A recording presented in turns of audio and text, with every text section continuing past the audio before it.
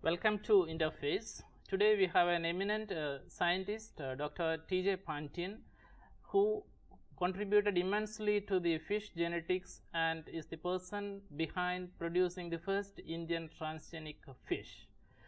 Sir, we are familiar with the cryopreservation of sperms in humans and on livestock, but in your experiments you have shown that you can preserve the and revitalize the sperms from a cryopreserved motylized fish. So, could you explain how you did this? Professor Kannan, cryopreservation is a very sophisticated technology. It requires a very costly equipment of about 30 lakhs. Yeah. So, in a big country of our size, we can't afford for that kind of a costly equipment, that kind of a sophisticated technology. Yeah. In Madurai Kamaraj University, we first time discovered cadaveric sperm. Sperm taken from dead specimen can also fertilize the eggs in fish. This is an accidental discovery. I was very particular to have a particular catfish with a particular genetic character. Unfortunately, without my knowledge, the fish died. Afraid of me, my student preserved it -20. After 180 days, I asked my student to bring that fish. He could not bring it. He said it is in deep freeze at -20 degrees.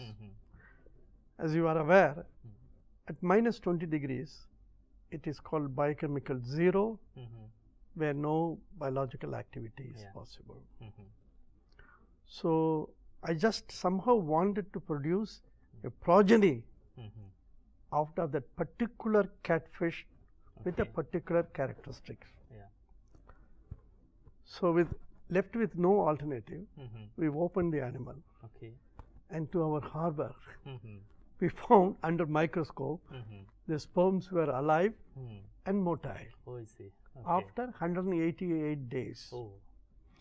I also like to bring to your kind attention some general knowledge. Mammalian body has 257 different types of cells. We declare somebody is dead when the heart is stopped. But we don't know the rest of the tissues have either died or not. We are not aware. It takes long time for many other tissues to die. And perhaps the contents of testes takes very long time to die. And therefore, even after the death of the specimen, when it was kept in -20 degrees, the sperm was alive for 188 days. So, we use the sperm to fertilize a fresh egg, and to our surprise, the egg was fertilizable, young ones came. But the percentage of young ones which hatched out were less than 3%.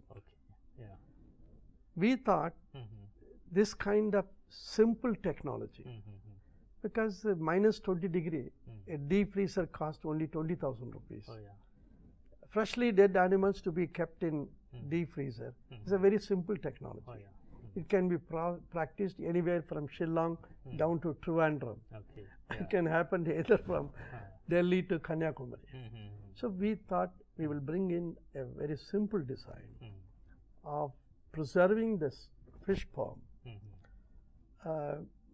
Following our discovery, many other laboratories world over have confirmed that what little we have found out is correct. Sir, again you have another great discovery for the humankind. I guess because of the human interference in the ecosystem, many animals and plants are getting extinct, and they move to the verge of extinction, some of the animals. And I understand that you developed a technique where you can make use of the sperm of a particular species, say an endangered species, and fertilize egg of a related alien species by inactivating the nucleus of the egg. So this technique will be immensely useful to propagate the endangered species. So could you explain, sir, how this technique works? It's all known that a fertilized egg is omnipotent. Okay. Out of the fertilized egg, an individual can come out. Okay. But as the development proceeds, what was once omnipotent becomes pluripotent. Oh, yeah. And as still development proceeds, pluripotent becomes unipotent. Oh, yeah. So, in an individual, we have only unipotent cells. Okay. For instance, if you take mammals, Yeah. the mammary gland is unipotent because it can produce milk and nothing but milk. Oh, yeah. So, for the first time, Wilmot and his colleagues Oh, yeah. at Edinburgh Oh, cloned the so-called dolly oh, yeah. out of a cell from The adult cells. Yeah. adults highly differentiated cells Yeah. taken back to enucleated egg of a sheep. Oh, yeah. We could not do this in fish for several reasons, because the differences between fish and mammals are so different. Okay. So, instead of taking a highly differentiated cell, I took the sperm as a craft for introducing the genome. Oh, okay. We also, throughout our career, we wanted to use very simple, widely practicable technique. Oh, yeah. That's why we have a fish which is likely to become endangered Okay. or extinct Yeah. if we have the sperm preserved at -20 degrees. Yeah. We only need this sperm because it has a genome for that particular species. Oh, yeah. Now we can have egg from a related species. It could be within that genus, or it could be from the same family. Okay. We have not gone beyond the family. Oh, okay. So within that, if you take an egg, you can use UV irradiation technique. UV irradiation bulbs are very cheap, 20 rupees. Yeah, yeah. So you can practice it. If you expose the egg to UV irradiation for a few minutes Okay. or few seconds, Oh, yeah. the genome in the egg is silenced, Oh, yeah. Inactivated. Yeah. Yeah.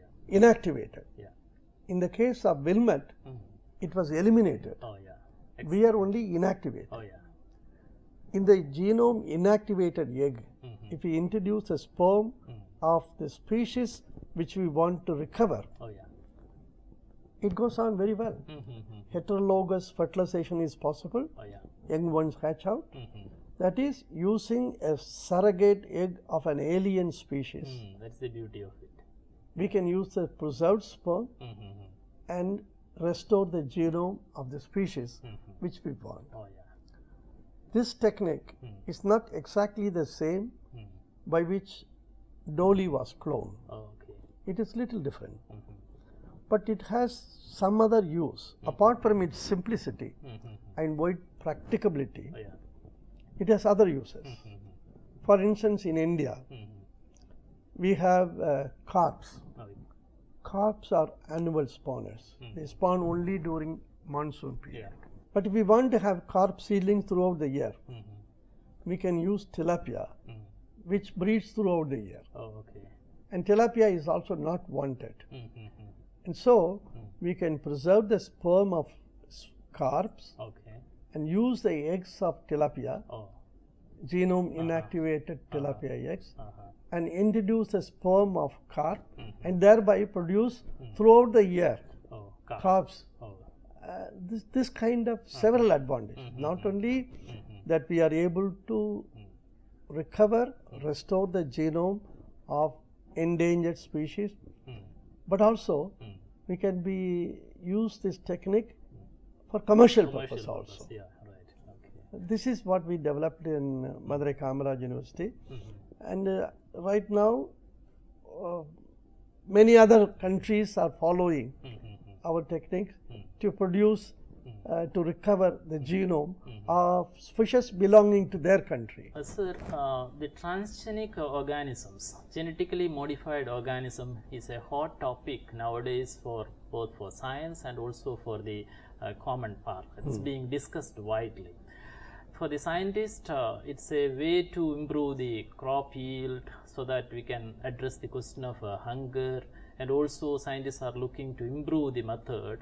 But for the common man, there are several concerns also. So, being the first person to produce a transgenic fish in India, before going to those aspects, could you just explain how you produce this first transgenic fish? I like to bring to your kind attention. Once you middle with the genome, it becomes a transgenic. Middling can be of different degrees. Okay. Yeah. What we have done is, Dr. Kannan, as you know, the growth, somatic growth of our body depends upon a hormone called growth hormone. Right. The growth hormone is controlled by a gene called growth hormone gene. Okay. So what we have done is, we have not taken any foreign gene of another fish or another animal Okay. to introduce this into Rohu. Second thing, that we only increase the copy number. Okay. We have not disrupted or changed the genome of any sort. Oh, okay. Let's say the Rohu has 10 growth hormone gene copies. Okay. We introduce another 10 Oh, okay. to make it 20 and to see whether the fish would grow 2 times faster. Oh, okay. Yeah. This is the kind of transgenic fish that at Madurai Kamaraj University was produced for the first time. Not a foreign gene. Yeah. Yeah. But also, this growth hormone gene, to prepare that transcript, you cannot go to a different country and bring them. Okay. It cannot be imported. Okay.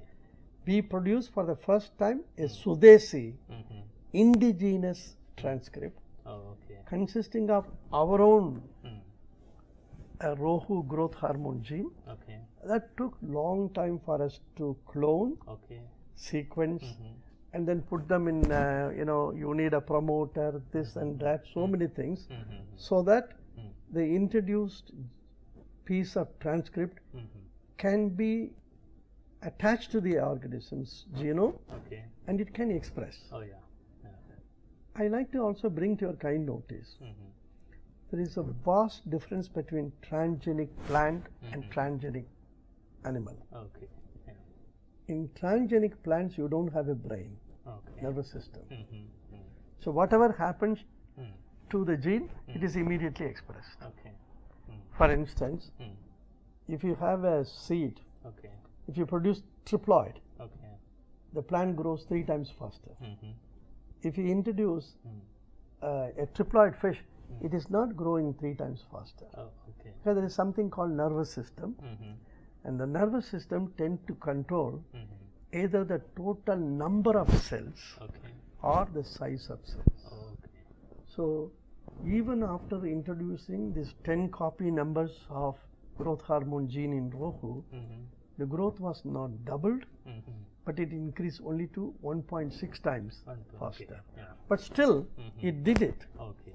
But in a country of our size, with different religions and different beliefs, etc., transgenics are not yet accepted. Oh, okay. Professor Pantian, so people have several concerns about the transgenic animals and plants. And one of the concerns is regarding the presence of this transgene or the foreign gene expressed in all parts of the plant or animal. Say, for example, in a particular fruit plant, if you eat the fruit, it's not the fruit alone, but all the plant parts are expressing the same gene. For example, Bt toxin.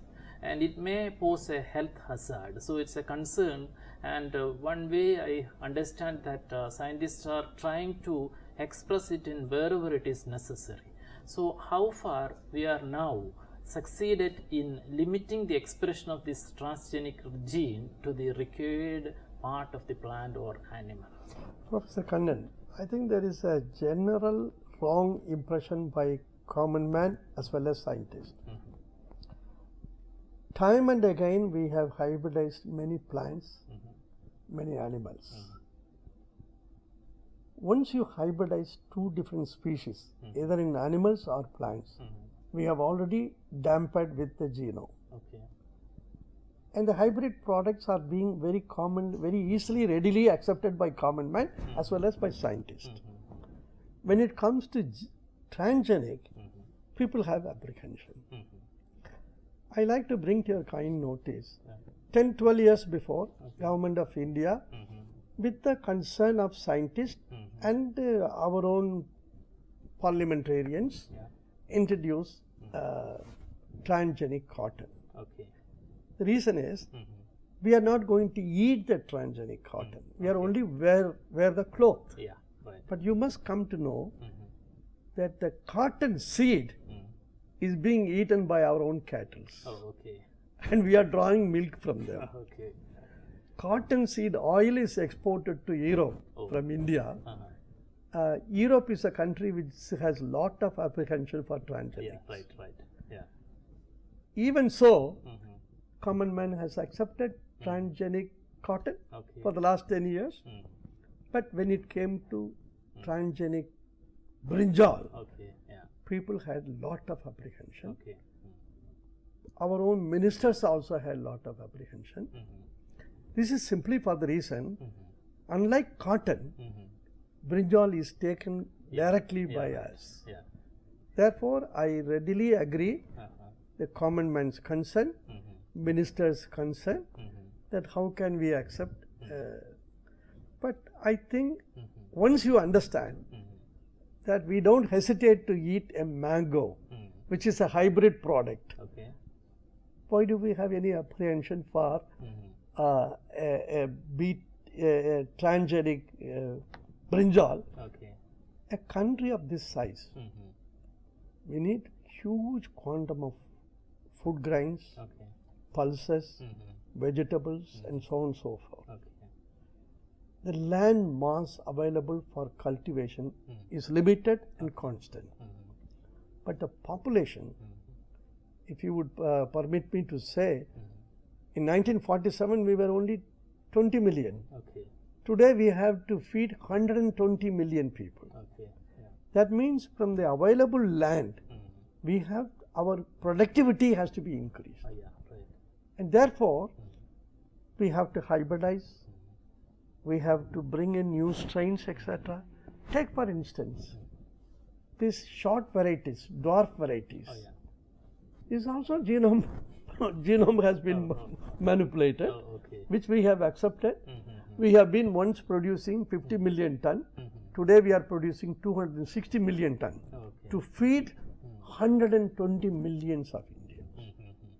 I think the primary job of a government, primary job of scientists who are supported by the government money should be to see that every Indian has enough to eat. Eat healthy food. Once it is proved that a transgenic brinjal is harmless, I think we should have no hesitation to accept it. We should not go by superstitious feelings or religious or all kinds of feelings.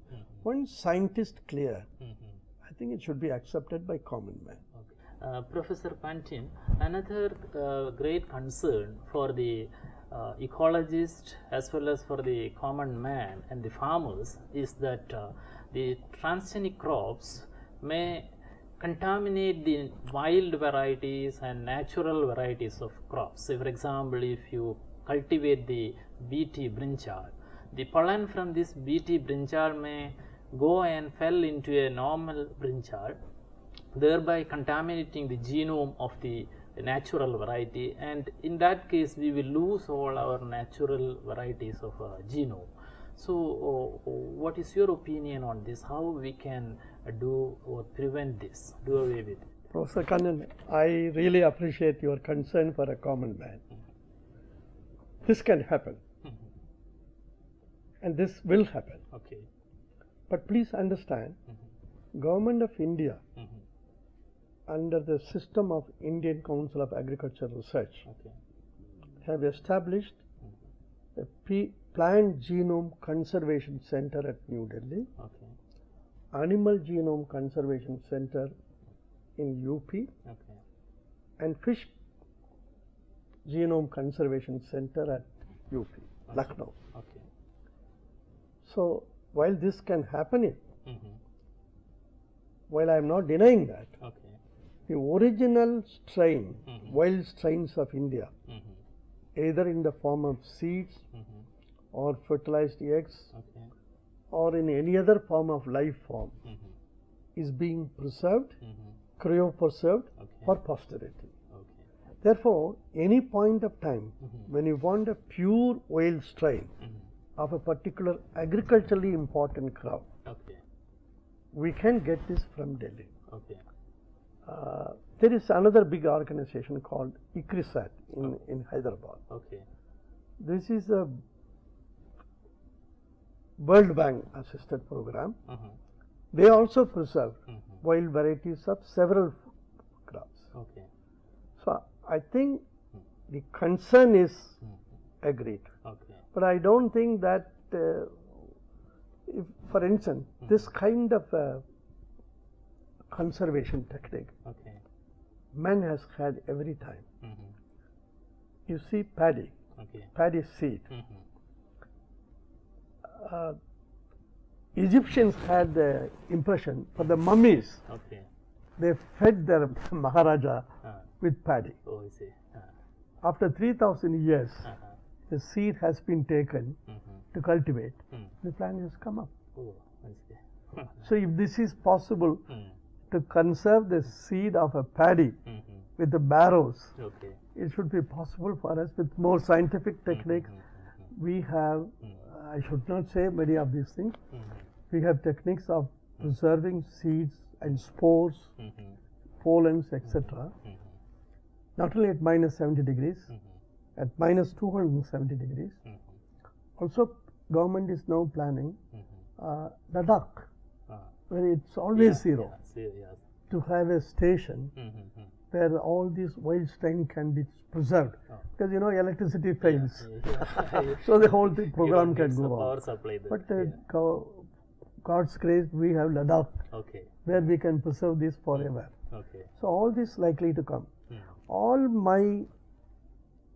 my request for common man is, if this is something to do with transgenic, I think leave the problem to scientists. After all, we are also Indians. As a scientist, we look forward to preserve, conserve everything for India. Sir, there is a opinion, at least some people believe that though in India we don't produce any transgenic crops, by importing food, we are eating transgenic food. For example, maybe coming as a part of a composition of a tinned food, or as a whole food itself. It's being legally, or legally we can't, but illegally maybe it's getting imported, and we are eating transgenic food. Is that true? I do not know whether it is true or not, but we Indians are very good in planning. We are very bad in implementing. With reference to tinkering genome or manipulating genome, today what we are using as a poultry is we have tinkered with the genome, and it is so much used all over India, the poultry, chicken. I think the common man has a right to ask.